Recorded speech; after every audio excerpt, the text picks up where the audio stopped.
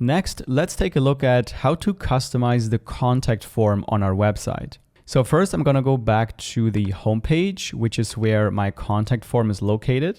Here, let's scroll down and look for the contact form.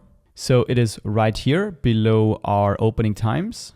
Now to customize this form, let's just click on this form element and then click on Edit Form. And this will open up the Wix dashboard and open up the form settings. So we first have to create our form. So let's start with the name up here. I'm going to name this form just Contact Form 1 and then click Save and go back to Forms. And then here we can see the form we have just created. So let's click on Edit and then we can add different fields to this form.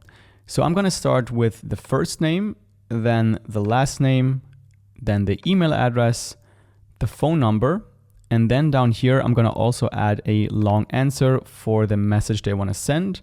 I'm going to change the title for this field to message and then click on Save.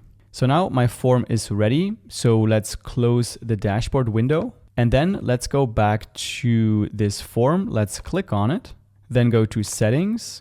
And now we want to choose the form we have just created, which is the Contact Form 1, and close this window. And now the form is activated on your page.